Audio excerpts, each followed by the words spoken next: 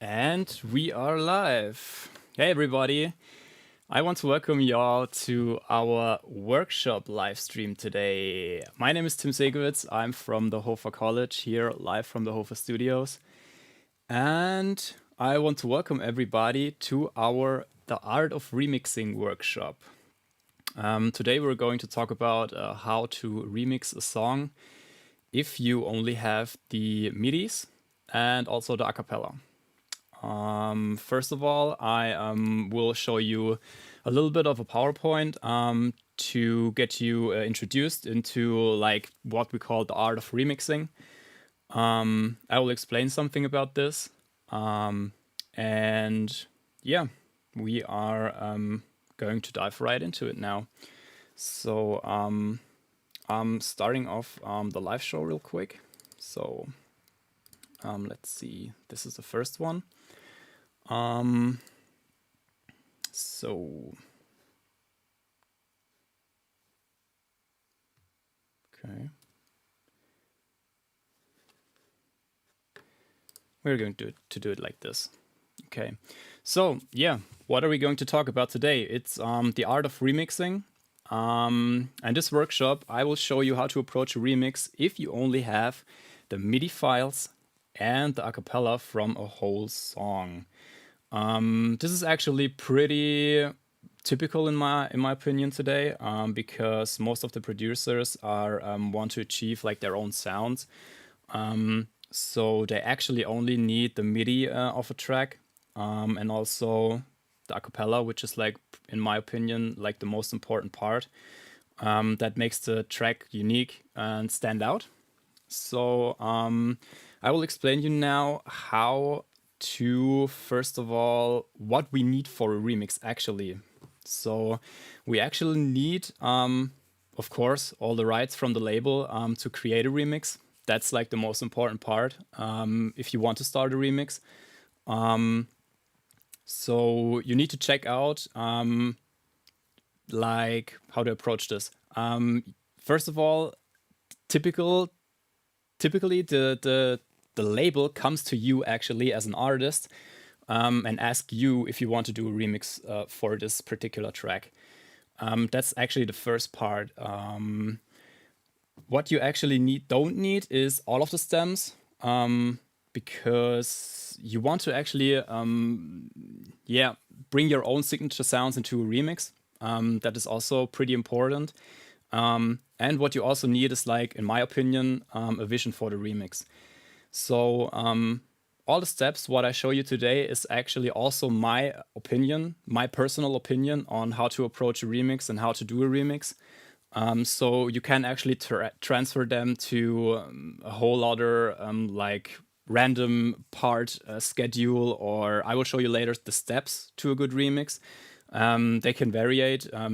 I mean, you can start with another step in the beginning, but yeah, these are actually my steps, how I approach remixes. I made actually a lot of remixes in my career till now. I mean, there were all of them, I guess, 25 till now. So yeah, I guess it's like between 20 and 25. So I'm actually pretty confident to do remixes. So yeah, first of all, the vision is, in my opinion, very, very important, because you also need to represent the artist who is the original artist, like the artist or the producer who created the original track. And you also need to represent yourself and your own signature sound. That's also pretty important. So this falls under the topic of a vision. So both of the artists came together in like one sound, with this particular sound from this artist and this particular and the other particular sound from the other artist. So these are actually, in my opinion, the three most important things what you need for a remix. First of all, once again, the rights, the actual stems. It's preferable better if you have all the stems, for sure. If you have, I mean, the drums, the fills, the keys, everything, the lead sounds. But especially, the most important part is the MIDI, because in my opinion, you can make way more with MIDIs than with audio. You can create your own like drop sounds and create all the stuff. It also is, in my opinion, a bit more like you're faster actually if you have MIDI, in my opinion, because if you get the audio from the other artist, you're more likely to tweak the audio and like fall into this huge waterfall of only tweaking audio, and you sit there, I mean, like 4 to 5 hours, and you didn't like approach anything in this remix. So the MIDI files are, in my opinion, the better way, but they're both pretty important to get a vision and also a great remix in general. So these are actually the 3 parts. What do you need for a remix? Now we come to the next topic. Why do we actually make remixes? This is also a thing I mentioned before. You want to stamp your own style onto the original track and reinvent the original artist's creation. So this is actually, in my opinion, also, if not the most important part, where I told you before, the particular sound of the one artist and the other particular sound of the other artist came together, and they're glued out in like one track where both of the signature sounds from the original artist and the remixer came together. Why do we remix in the second part? It's experimenting, developing, and enhancing the sound, or even find a completely new one. That's also pretty important. If you glue a signature sound from 2 artists together, I mean, in my opinion, I guess some of the genres which are out till now are created from remixes. The best example actually for there would be in the German top charts from now, which with all the slap house stuff, which began actually with this Hügel track from Bella Ciao, these triplet bass lines and these cutted vocal chops. This remix actually created a whole new like genre, which is called slap house. And that was created actually from the intro of this series, and also from Hügel, which is like a French, I guess it's a French house or tech house producer. And then he glued together this particular 2 parts, figured out, okay, what could be fresh, what could be new, let's experiment and develop the sound and also enhance the sound.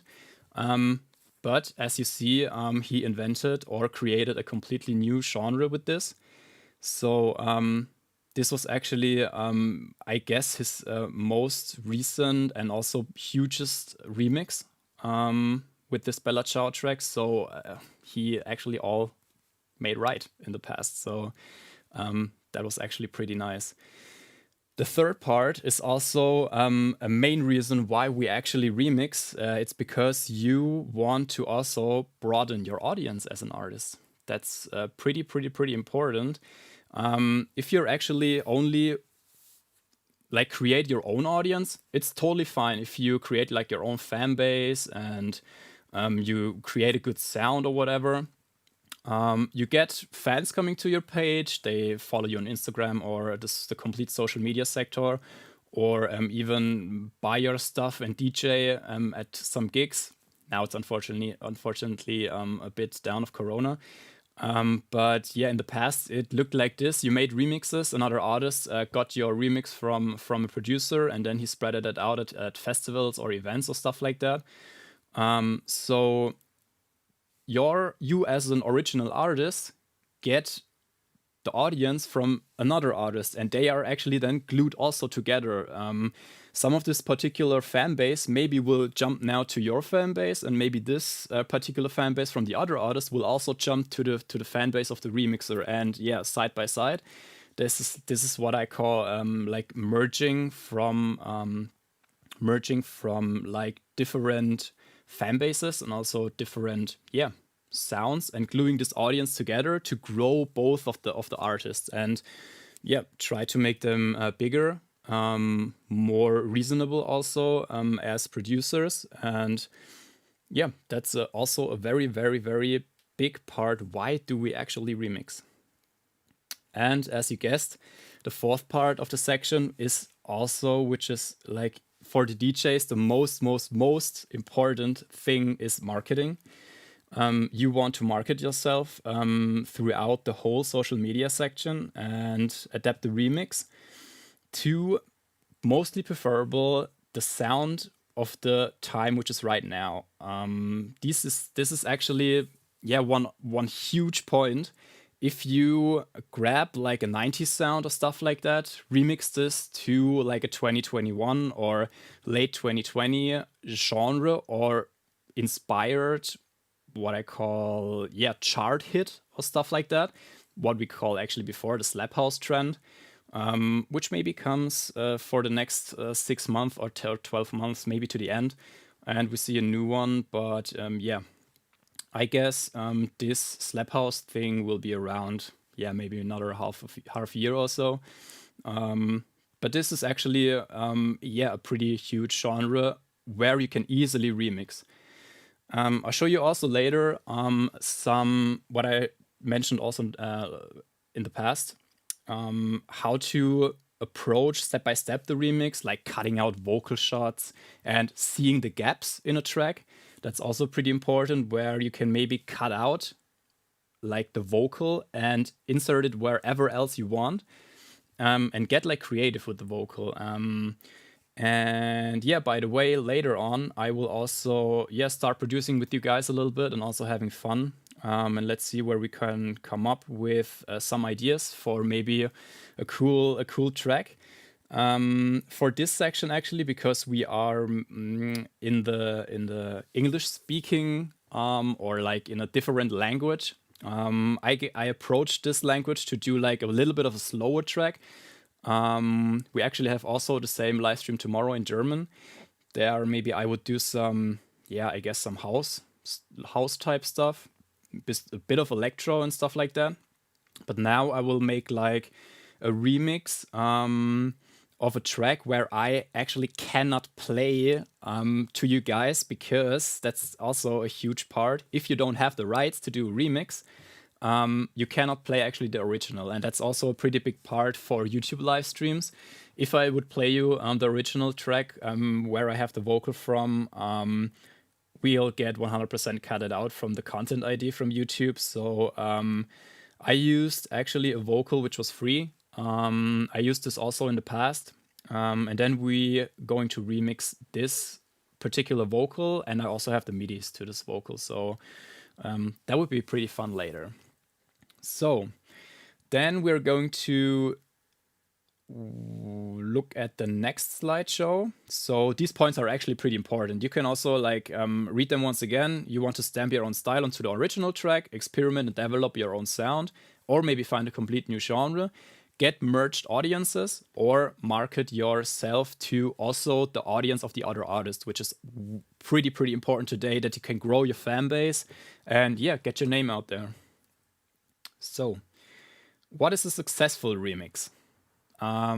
First of all, I want to start this slider. Actually, this is my personal perspective. So a successful remix makes a decisive factor for a great remix if the remixer really feels inspired by the original. That's super important. If the remixer actually does not feel really comfortable or inspired from the original track, they, I guess, cannot do like a huge remix out of this original track. So I mentioned also this by the original, or if they just knocked out another one like delivering pizzas. You actually want to have a vision for your track, which I mentioned also earlier. If you actually don't have the vision, maybe you're actually not the right remixer for the original track. You actually need to fit a bit into the genre, in my opinion, from the original artist, maybe not tempo-wise, but a bit sound-wise. If you're a hip-hop producer or a trap producer, it would be fire. If you also produce maybe granular stuff, or when I mention an artist like Flume, which can do a cool remix for Disclosure, which I actually show you also later. Not audio-wise, but in numbers. And then we compare the remixes together. So you want to be actually also mention this or approach this remix as an original. We also see that later in another slider where I get you the 17 steps to a great remix. Yeah, the next one, it's a matter of respect to the original artist also, that you use his original elements, but still turning the original track upside down and stamp your own signature sound on it. So The second sentence is actually, in my opinion, way more important than the first one, but I needed to like get it in order. Like, it's a matter of respect to the original artist. That's pretty huge for me. These two artists need to respect each other, what their sounds are. Not just, yeah, you get my stems, make what you want to do with this. No, that's actually not cool in my opinion. So once again, that's only my point of view. But if you actually use as many original elements as possible, and turning this original one into like a remix, that is huge. And if you can create your own signature sound and stamp it onto this original track, there's nothing in your way to get actually a huge remix and yeah, bring your signature sound to another audience and grab some fans from this side and also grab some fans from the other side in there. That's like, in my opinion, what it makes to get a successful remix out there. So now we are coming to the next slide, which are actually once again, my own 17 steps to get a great remix and also make a great remix, which I actually do 100% step by step, as you see later. And you get also actually the first point, which is asking for a deadline. That's, in my opinion, like one of, if not the most important part of a remix, because you need to know when this remix needs to be finished. I can only tell from my perspective. Sometimes I don't feel that much inspired to make a great remix, and then I want to actually do an original. So I then jump on an original, and then I forget about the remix, and 5, 6, 7, 10, 14 days later, there comes to my mind, oh damn, I actually have to do a remix for this guy, and the deadline is in 3 days, and I'm like, oh, okay. That could be pretty hard to get this out there. So you need to ask the label for the deadline. That's, in my opinion and in my eyes, pretty important that you actually can make yourself a plan. Like, if you have a deadline in 4 weeks or stuff like that, or even in 2 months, you actually can say, okay, the next 2 weeks, I only listen to this artist's original sound. And let's see what I can approach with these elements I get, or what I can do with the particular stems he sent me. That is actually my thing. What I do in the first 2 weeks to get like a really in-depth sign how this particular artist produces music. And that is a huge point to ask for the deadline first. The second step is actually listen to the original track, and which is pretty important for the gaps. That's also a big part for making a remix where you can actually fit in your own signature sounds, or where you can use these gaps in the track to fill in your own signature sounds, cutting out elements, cutting in elements, which is pretty important to get also a bit of a variation. I mean, you need to, in my opinion, get the sound of both artists merged together in one remix. So that's pretty important, actually. Then you have to listen, first of all, to the original tracks and the gaps inside these tracks where you can actually implement your own like samples or stuff like that. The third part is actually a game plan, which you need. The game plan is also, in my eyes, pretty important, because the game plan sets up what I mean by game plan first. That's a thing where you step by step create a list. What like samples do you need for a track, or what different stuff you have from your own signature sounds, and implement this into the remix. That is actually, from my point of view, a game plan. The fourth point is listen to other remixes in that specific genre, which is with this point you actually get right into this curve of or right into this mood where you can create this remix specifically for that artist. Because you have the sound in your ears, you have this original track sound stuff in your ears. You also know where the gaps are, and you also have a game plan. So why do not listen to other remixes in that specific genre where you want to do a remix for this original track? So That is actually the fourth point. The fifth point is use the vocal in a proper way to fit in the style of music. So what I mean by that is you get the original stem, which is like a long stem. That is pretty huge nowadays because it gets a bit of this in-depth style to chop this vocal up, and with this vocal chops you can create melodies. What we also do later. So stay tuned. That's pretty important, but the vocal, in my opinion, needs to be recognized. So you just cannot, in my opinion, once again, use the vocal and pitch it like one octave down, and then it's like from a chipmunky style, whoop, whoop, whoop. It's like, and this vocal is not even recognizable. So in my opinion, you can maybe go up like 3 to 4 semitones up or 3 to 4 semitones down. That's like the biggest part. What I would see the gap between the original and your remix vocal. We also do that later. So this is actually the fifth step, using the vocal in a proper way.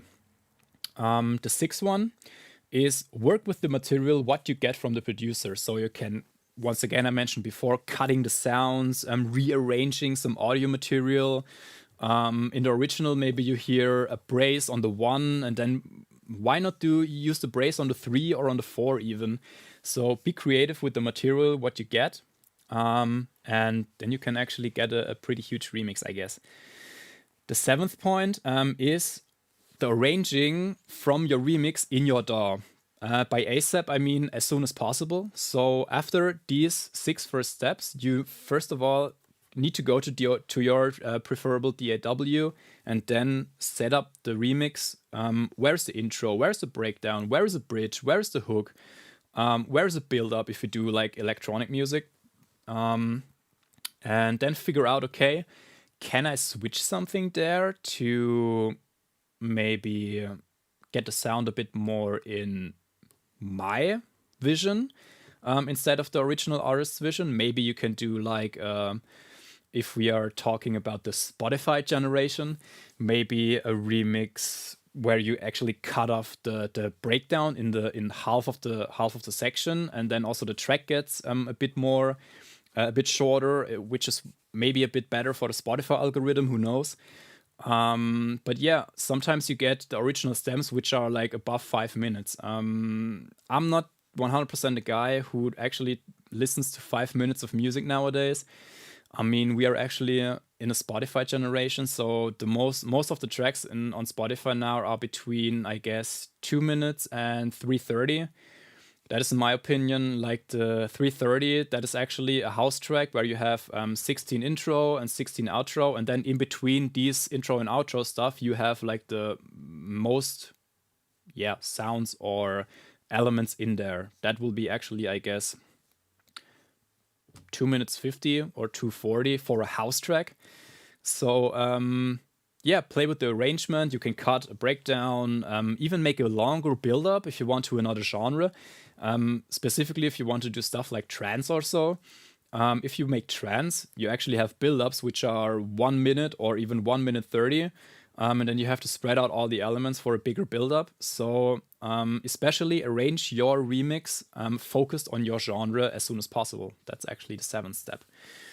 The 8th one, keep it similar and use parts from the original track. That's also a thing what I mentioned before. Like keep it similar to the original one and then use parts from the original track. So that's a pretty huge point in my eyes. 9 is also, I mean, every 17 steps are important, but point 9 is process and mangle the stems. What I mean by that is what I mentioned before: chop up the vocal, make a reverb where nobody really sees a reverb, or we actually later tweak some sounds where we make like a drone sound out of a vocal, which is actually pretty easy in Ableton. You also see some tricks from mine later in Ableton. And yeah, maybe use some effects on a vocal where you never actually wanted to use an effect on a vocal. I mean, you can get 100% creative in a remix, but now this counterpart is coming. But number 10, you have to actually also treat it as an original, as a remixer. You need this perspective, okay? this is my track, but I get the audio material from another guy. But for myself, I go then into a tunnel vision and make an original out of it completely. I don't think about it as a remix. I think about it, okay, now I'm doing like a 110 future bass type of thing with halftime and future bass wobbles on quarter notes. And I'm like, okay, let's approach this as an original, dive right into it, use the sounds what I get, and let's see where we at. Number 11, and also, number 11 is creating your own melody. I typed it in there because sometimes you cannot translate the melody from a particular tempo. Like, I mean, that would be a bit boring if you use a melody which is actually 140 BPM or stuff like that, and then use it on a track which has only 110. Then this melody is like, in your eyes or in your opinion, so slow. Then you cannot get the groove right. And yeah, that's the thing why I mentioned this, creating your own melody. So you can 100% treat this like myself as an original, go tunnel vision, create your own melody, but then you have to come back, listen to the original, and see, okay, where can my melody fit into this original track? That's not every time the easiest part, but it makes a track more unique actually if you're going to use your own melody. So why don't you do actually a own melody? So that was actually the fact why I pointed this out as point 11. Point 12, which is optional, but you can do it. You can collaborate also on a remix with another producer. Once again, when we dive back to the first slide, I told you actually have to have the rights to do a remix. Other than that, it's a bootleg. We all know what bootlegs are. It's actually the word for unofficial remix. So you don't have the rights for a remix. So in some cases or in some eyes, it's a bit illegal because some of the guys made money out of bootlegs. But in my opinion, collaborate is pretty cool. So two maybe guys of the same genre come together and remix an original guy who has a completely different sound. What I have to say actually to this, you figure out if you want to collaborate or not. So in my opinion, collaborating is pretty cool, but if the label says you have to do the remix, then only you can do this remix. So you need to talk to the label if you can put on another guy, and that's also need to be mentioned in the contract where you actually split your publishing and all this stuff, and how it actually will be distributed at the end. So that's, in my opinion, optional and need to be, you need to talk to the label for this. Also, point number 13, keep most of the original breakdown. What I mean by that is these remixes mostly will recognize by the breakdown of a track. You as an artist mostly will change the drop to your own sound, but at a breakdown, you will see, okay, I mentioned this track, or I heard this track from this guy, and he makes the breakdown like this and that. And then you recognize, oh, that's the same breakdown, but it's another like tempo or another sound. And then you see, oh, okay, this artist made a remix out of it, but I know this breakdown. Let's see what the drop is. This is actually point number 13. And 14 is like, point 14 is a point where I also do for myself, because I'm a very like approach guy who sees stuff in the minimalistic stuff, like where how do I explain that? Use only what you needed is in the similar way to simplicity of a remix. If the sounds are well produced or nice created in your signature sound, you can use that actually simply in a very, very simple way. So all the listeners remember, oh yeah, that's this remix from this guy. He makes also the sound like this and that and this and that. So it's like the point of using only what you needed to get recognized by your listeners.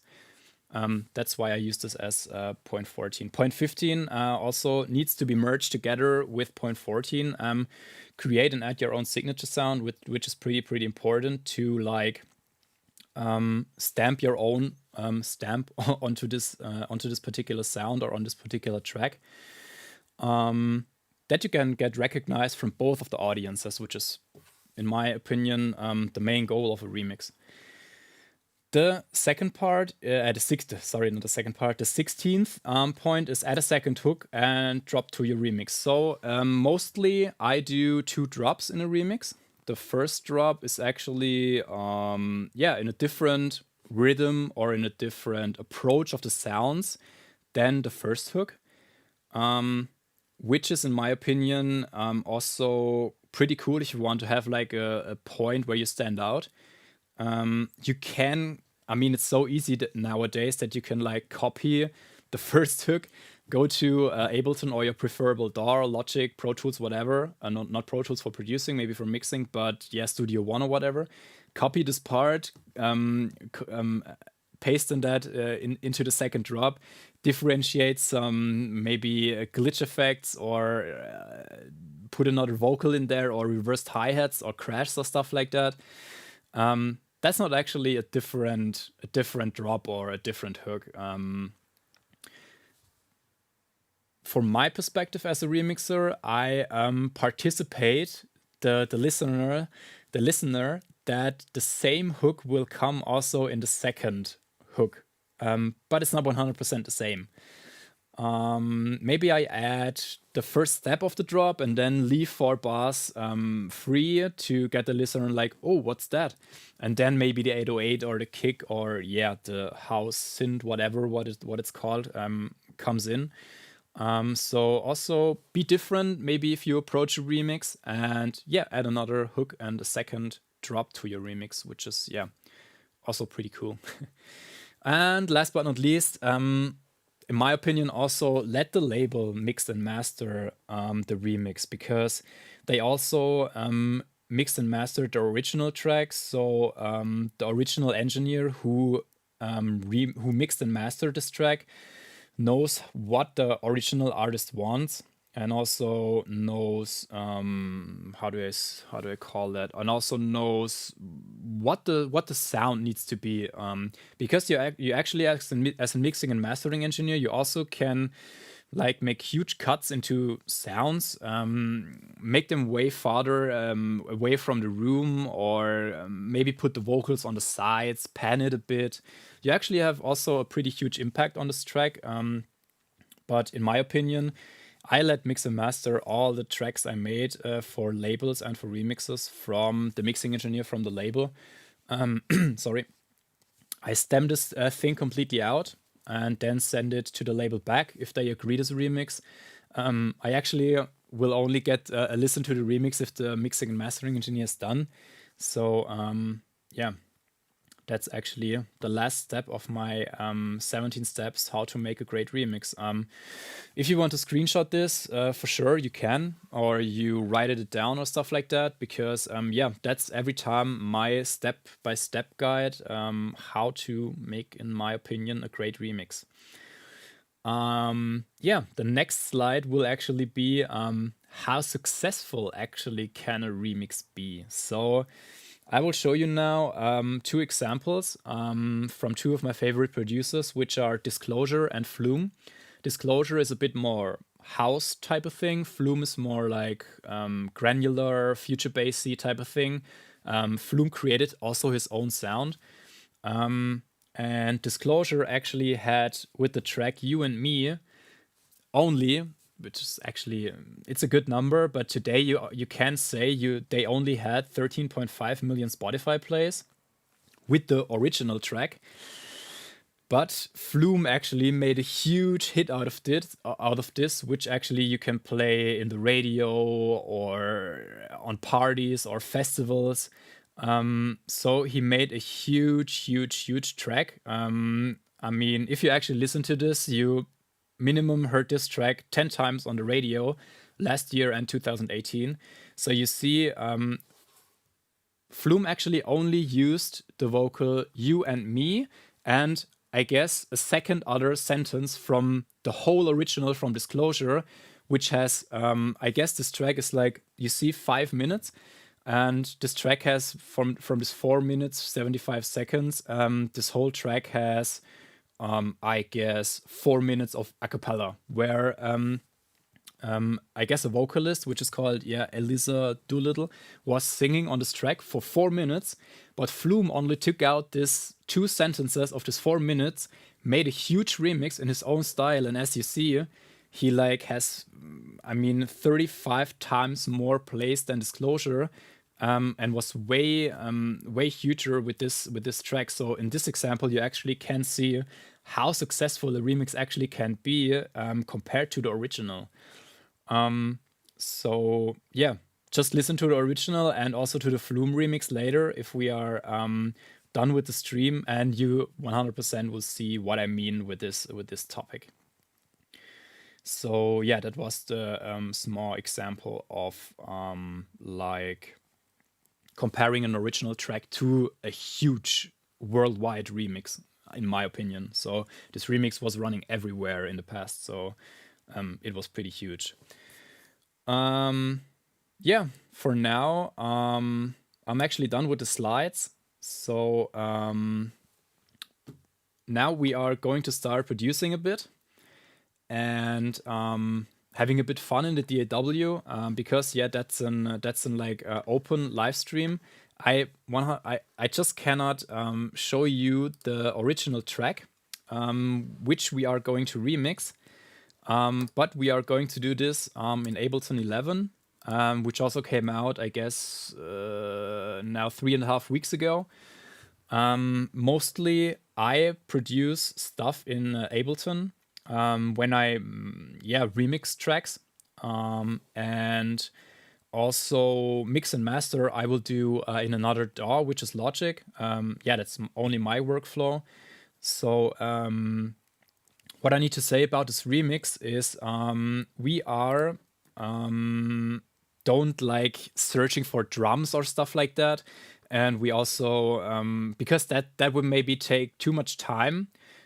So I created this little drum groove here, which I also approached a bit from the original, which we are going to remix. So I can show you the vocal together with the drum loop, but not the particular single vocal, because I guess then we maybe can get a copyright claim from YouTube. But I won't actually tell you from where this vocal is. So this yellow part here at the bottom is the vocal, actually, this huge part. As you see, it's in F minor and in the tempo 100, but we are going to approach this remix in 112, so a bit faster, as this vocal actually is. The key in which we are going to produce is E minor. So it's one of my favorite keys, which is also actually pretty easy to play in, because in E minor, the only black key is F sharp. Other than that, it's only white keys, so you can remember that really good. And what I mentioned also before, we have here the MIDI from a top melody I created. And we also have the MIDI from, this is like a top melody. And here we have the MIDI from the, what I will call drop melody. I didn't text that in there. So we have here a drop MIDI for a future bass layer, and also a drop MIDI for strings, which I will use in this remix. To like approach a bit of a future bassy type of thing. That would be maybe cool for the English listeners now, because in my opinion, worldwide, let's see this worldwide, hip hop is like a more huger genre in my opinion than house, like outside of Europe. So then we are going to do some 112 BPM E minor remix, I guess. So let's see. We are actually starting off that I will show you the drum groove. So this is the drum groove actually. We start here. Pretty straightforward halftime drum groove. what I also mentioned before is I produced this drum groove a bit before of the workshop, because if we actually produced this drum loop by ourselves, maybe we would lost like 20 minutes and the YouTube stream would be over. So let's go over this drum groove real quick. It's an easy kick. I found here a Pultec EQ, my most preferable EQ for kicks. I boost there 3 dB at 30 Hertz, which is pretty low. But yeah, in my opinion, it is like the best EQ for kicks what you can get. It makes kicks warmer, punchier, like literally everything. So actually, without the Pultec, it's like you barely can hear it. And with the Pultec, it's like a huge difference. This EQ here is automated for the build-up section, which I will show you later. And this utility is there for when the kick will be a slightly less in volume, which is actually the introducing for the build-up later. So the second one in this drum groove, a particular drum groove, is a snare, which is also pretty easy. I freeze this here. It's a straightforward, yeah, what I call hip-hop snare, I guess. Yeah, easy hip-hop snare, EQ, cutting out the lows a bit, boosting a bit of the mid-highs to get this more like tst. Yeah, and a small reverb, 1.6 seconds. Pre-delay is calculated to the BPM of the track. So I will every time use this particular pre-delay because I want to actually have a clean transient. And after this pre-delay, then the reverb comes in. So every time this snare hits, there will be 64 seconds, which are completely clean. And after that, the reverb comes in. And you see it's only about 11%, so it's pretty smooth on there. This one is a crash, which, yeah, fills the gap a bit. Pretty cool one. Then a straightforward hi-hat groove, also with the easy hi-hat. It sounds like this. Here I want to show you real quick a cool trick, because what you actually heard and didn't saw is that this hi-hat is panned from left to right, but you actually see that I didn't use a panner. So if you go to the Ableton sampler, use controls, and then here is a section, randomize the pan. And if you turn this to 0, the pan will be straight in the middle. As you hear now, it's a bit right because of the sound. But if you actually turn this up more, you see that the Ableton sampler will create a panning onto an algorithm which is behind the sampler. So it's not every time the same. That's a pretty huge one. Every time when you start and stop playing, that's a different approach on where the hi-hats are fitting. So maybe you can implement this into your own productions, which is actually, in my opinion, pretty cool. So you can, if you actually render this track, the hi-hat is differently rendered than you actually listened to the track before. So it's pretty random, but in my opinion, pretty cool to set up this hi-hat like this. So yeah, that's actually the drum groove for the intro. Pretty easy. And also, these are the stems what I got from the original track. You see actually some stuff in MIDI and some stuff in audio, like a reverse crash or stuff like that. But yeah, reverse crash you don't need actually in MIDI, so that's totally fine if you have this crash as an audio file in there. I used MIDI actually when I want to like pitch up a sound a bit more with different warp modes. Then you can actually use here this warp mode in Ableton in the sampler, where you can tweak the sound a bit up and a bit down, which is also pretty cool. Yeah, that you actually need to make if you change the key in the remix. So that's pretty important for that. And now we're actually going to the synth section where we have the MIDIs in there. Then I will create a real quick a MIDI sound with a cool synthesizer I will show you later. And now I'll show you real quick the vocal together with the drum groove. so that we are not get copyright claimed, I hope. So let's see, that is the vocal we are going to use. It's like pretty clean now.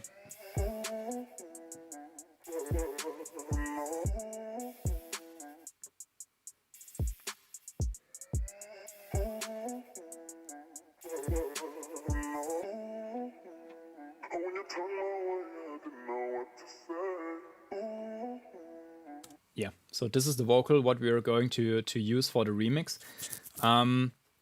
You see that I cutted out gaps where I actually thought from the original, yeah, there is too much vocal in my opinion. There we need some cuts.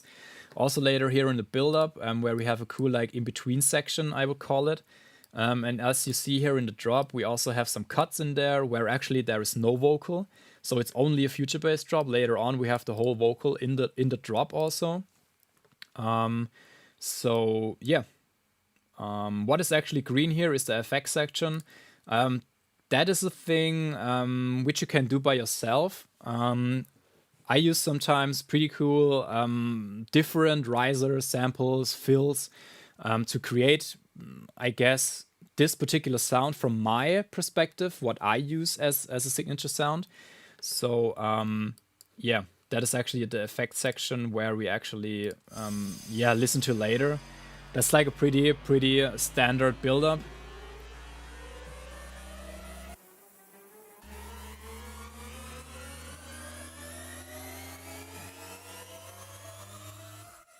And as you hear, there are sidechains on there.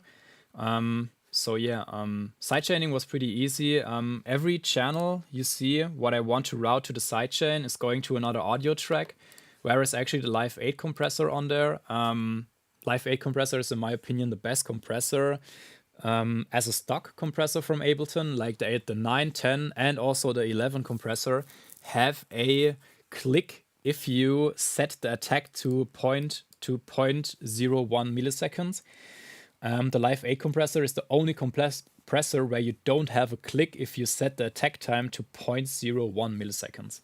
So you just can't Google this one. If you have bought Ableton, somewhere you can find it on the internet, but it's, in my opinion, way better, sorry, way better than the Live 9, 10, and 11 compressor. So shout out to Ableton Live 8 for this compressor. And what you don't have to do all day long is press upgrade. If you press upgrade, this thing will upgrade to the Live 11 compressor, and you have to reinstall that once again. So that is actually not cool. So let's see if we can come up with a cool break melody for this remix. I use for this break melody actually Nexus. Why would I use Nexus? I want to show you guys also that we have a special offer for you guys if you do a course at the HOFA-College. And in the special offer, you get now our HOFA plugins and Nexus 3 with 10 different expansions together as a bundle, like they are merged together. You get our HOFA plugins and Nexus 3, which is worth over $2,000 together with our course, which is called Diploma, the HOFA Audio Engineering Diploma. Like comes with Nexus 3 and all our HOFA plugins. And yeah, I will show you then some sounds from there. And for this particular case, we are, what is this? The break melody. So we are actually use a pad here. So as you see, these folders here are actually the expansions, what you get if you get Nexus 3 from us for your course. So if you actually book a course with the HOFA-College and you get Nexus 3, the Nexus 3 is yours. So you get that 100% from us. And what are we going to do? Let's see. We have hip hop and lo-fi section actually, and let's see if they have some cool pads in there. So you actually can listen to this sound if I didn't solo this like this now.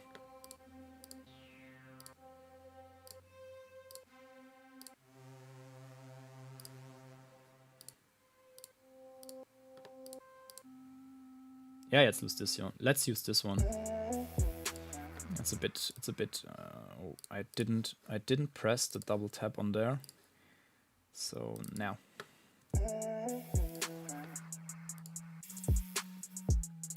So as you hear, actually, it's pretty standard.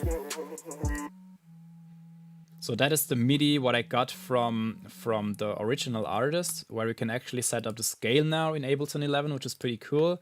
Set it to E minor, which is the original track, and as you see, we have all the keys in there. In my opinion, it's a bit too low, so we are mark that everything and do that 1 octave up.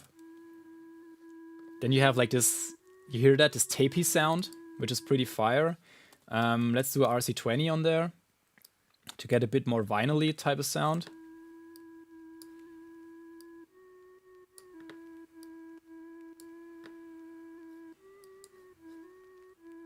Yeah, that sounds pretty cool. The next thing what we actually do is EQ this a bit and make this sound a bit less in volume. And the fact that this is the intro, we are going to use the auto filter and make the sound a bit more in the back. We use this one, this type of filter, and maybe cut out all this lower frequencies and go from the clean algorithm to the OSR algorithm, where you can actually get a bit more drive onto the filter, which sounds like this. So once again, this is before, this is after. It's like a pretty subtle sound in the background.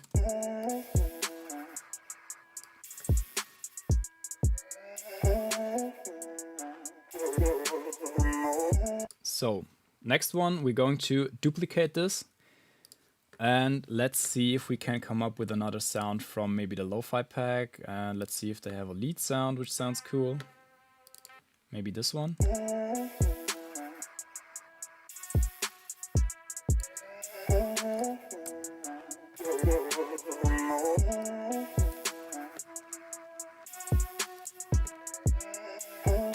Maybe a piano.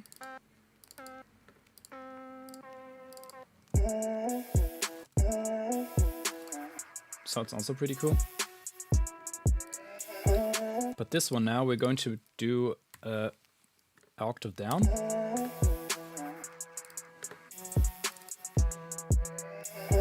And also a bit of EQing.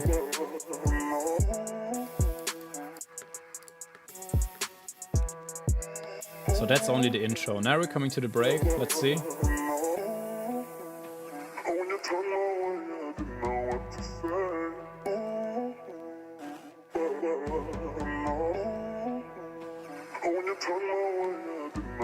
This one was a bit too loud.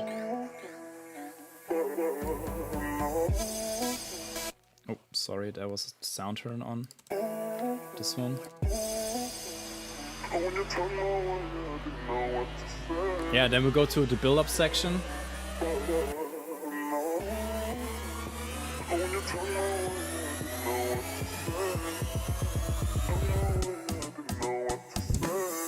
And then we're going to do a drop.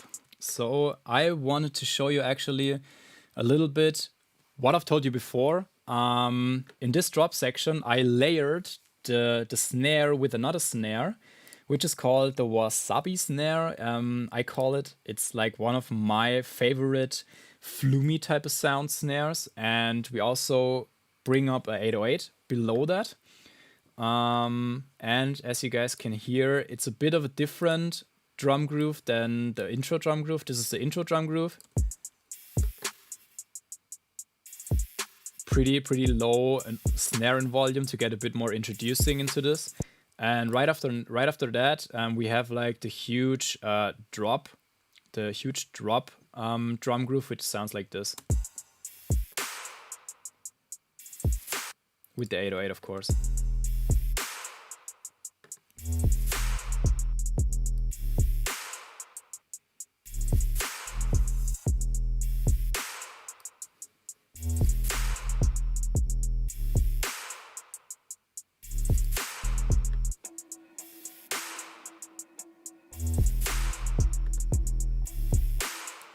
Nice, okay. The next step actually will be to get this remix a bit more fuller. So we are going to play around a bit with maybe a sub layer for this type of thing.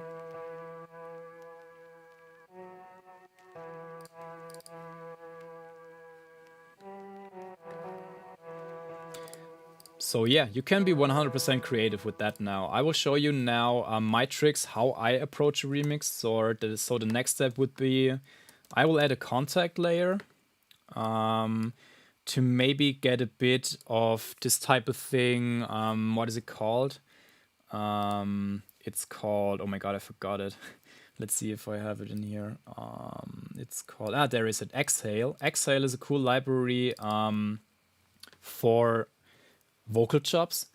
We also can do that with the vocal, what we got from the remixer. But this is the thing, what I mentioned also before, to type in your own stamp onto this remix. So yeah. That would maybe not fit a bit. Let's see if we can approach another real quick.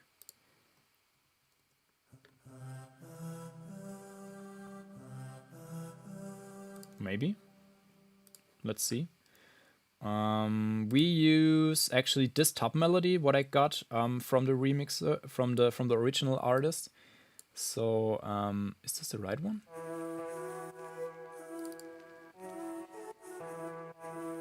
Yeah.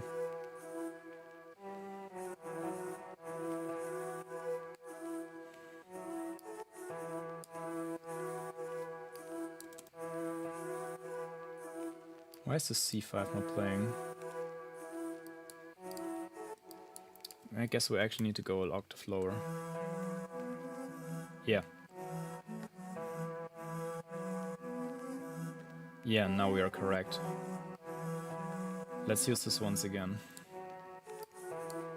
And make it one down. Like this. And now we're actually printed like our own stamp a bit on this remix, so it sounds like this.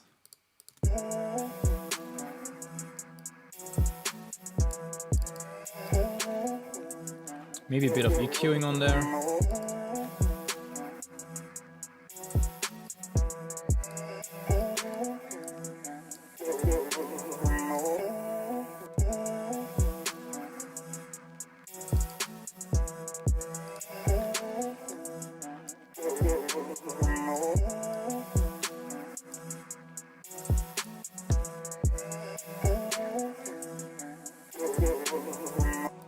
That sounds actually pretty nice. So the top melody will go on into this section.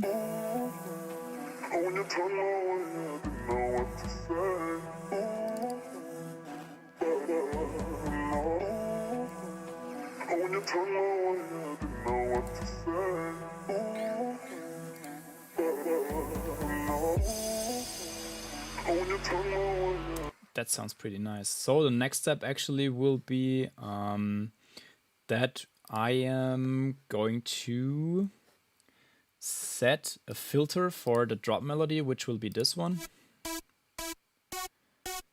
That sounds a bit boring for now, but you need to actually hear this drop if when it's finished, and it will be like a 112 BPM, like a bit more of a heavy drop. So we're going to make a huge effect rack on this one, and then we approach a huge drop melody for this actually. So what I also created before is like this drop midi, what I got from the original artist, which sounded actually like this.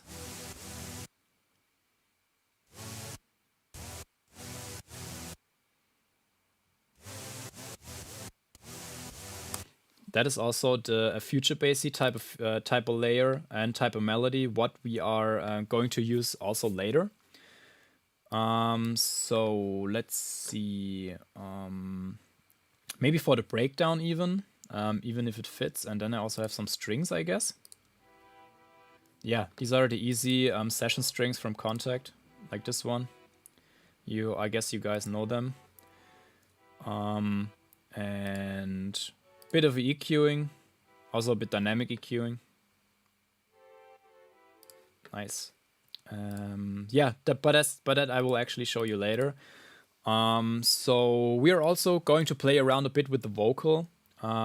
So yeah, the drop maybe will later that you can get a bit of a typey forward, I would say, would maybe later sound like this.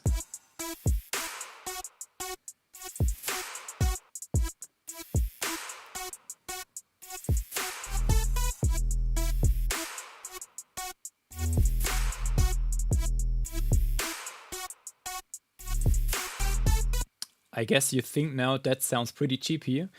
It is actually pretty cheap because it's only like a serum patch with a sawtooth wave and a pulse width.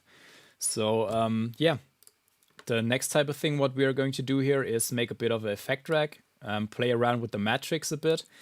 That is also a thing what I will do with the 808 later, to play a bit around maybe with the pitch modulation, like to get like this 808 wobbles a bit. So we are going to work on that now. If the serum hopefully closes now, yeah, nice. Okay, so yeah, this will be the drop melody. It will be pretty aggressive, I guess. And then we're playing around a bit with the vocal and also fill some gaps in there. Maybe we cut out this one and maybe put a vocal sample in there and chop that around. Maybe we use another melody like this maybe as a top melody and put the vocal melody below that. So yeah, that we are going to approach later, I guess. So yeah, I would say this one hopefully was actually a pretty informative first part for the Art of Remixing workshop. I actually told you pretty much everything about what it takes to make a successful remix, in my opinion, which was pretty huge. 17 steps for a huge remix, and also a little bit of my approach. That was not that much in the DAW, but I guess you saw my point. That I will use a drum loop first, see what the vocal is, chop up the vocal a bit. You saw that I created a bit of sounds with Nexus. Yeah, which is actually, in my opinion, a pretty good sampler for this specific genre.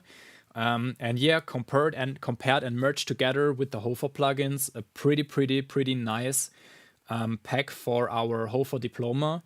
I also wanted to say and mention, if you are making a HOFA audio engineering diploma now, after this 2 years course, you also can make a bachelor degrees at our partner university, specifically in audio engineering. So it's not only like the theoretical stuff and this music production type of thing.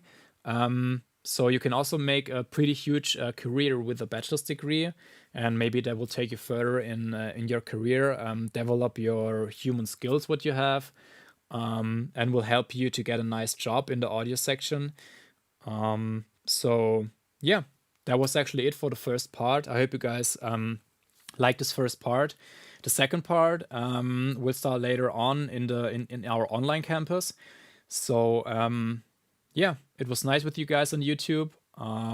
Once again, I enjoy these workshops and to show you guys my tricks and bits to create a cool remix. So yeah, once again, hope you guys liked it, and our students, we are going to see us later in the online campus. So see us later. Bye bye.